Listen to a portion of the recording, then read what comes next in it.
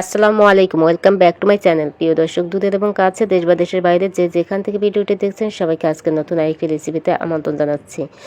আজকের রেসিপিতে আমি তৈরি করে দেখাবো পারফেক্ট ঝরঝরে সুগন্ধিযুক্ত পোলাও রান্না। আশা করি আজকের এই রেসিপিটি আপনাদের কাছে খুবই ভালো লাগবে। চলুন দেখি রেসিপিটি তৈরি করতে আমাদের কী কী লাগছে। প্রথমে আমি পোলাও চাল পরিষ্কার করে ধুয়ে পানি ঝরিয়ে নিয়েছি। এরপর দিয়ে দিচ্ছি আদা বাটা 2 চা চামচ,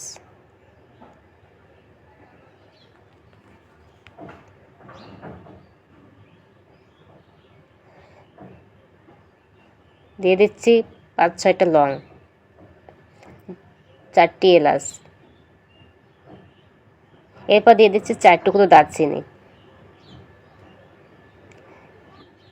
গোলমরিচ দিয়ে দিচ্ছি 10 থেকে 12টা,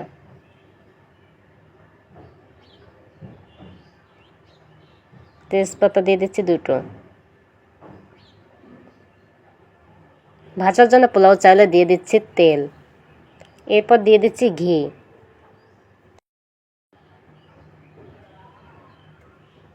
এখন ভেজে নিব। এরপর দিয়ে দিচ্ছি গাজর কুচি, আমি একটা গাজর কুচি করে সেটা দিয়ে দিচ্ছি। আর এতে করে রান্নার পরে রাইসের লুকটা খুব সুন্দর আসবে।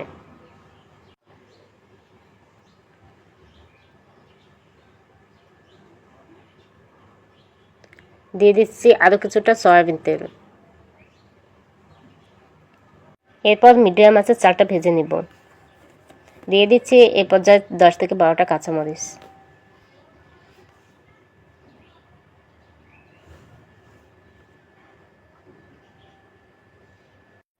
প্রিয় দর্শক, আমি চালটা খুব সুন্দর করে ভেজে নিয়েছি। এরপর দিয়ে দিচ্ছি পরিমাণ মতো পানি। আমি পানিটা আগেই ফুটিয়ে নিয়েছিলাম, সেটা দিয়ে দিচ্ছি।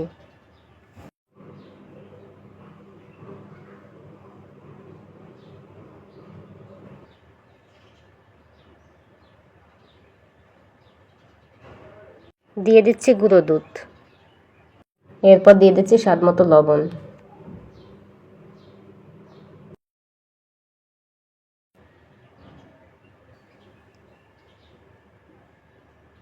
এখন একটু নেড়েচেড়ে দিচ্ছি। এরপর দিয়ে দিচ্ছি বাদাম। এরপর ঢাকনা দিয়ে ঢেকে রান্না করে নিব। সবশেষে দিয়ে দিচ্ছি পেঁয়াজ বেরেস্তা। আর টেস্টের জন্য দিয়ে দিচ্ছি ঘি। আর এতে করে পোলাও রাইসটা খেতেও ভালো লাগবে আর ফ্লেভারটাও খুব সুন্দর আসবে। আমি 3 থেকে 4 চামচ পরিমাণ ঘি দিয়ে দিচ্ছি। আমাদের পোলাও রান্নার রেসিপিটি পুরোপুরি কমপ্লিট। প্রিয় দর্শক, হয়ে গেল আমাদের পারফেক্ট ঝরঝরে সুগন্ধিযুক্ত পোলাও রান্না। রেসিপিটি ভালো লাগলে অবশ্যই ট্রাই করবেন, আশা করি ভালো লাগবে। রেসিপিটি ট্রাই করলে অবশ্যই জানাবেন। কোনো প্রশ্ন থাকলে কমেন্টে লিখতে পারেন, আমি সব কমেন্ট পড়ি ও রিপ্লাই দেওয়ার চেষ্টা করি। রেসিপিটি ভালো লাগলে পরবর্তী রেসিপিগুলো দেখার আমন্ত্রণ জানিয়ে আজকের মতো এখানেই বিদায় নিচ্ছি। সবাই ভালো থাকবেন, সুস্থ থাকবেন। আল্লাহ হাফেজ।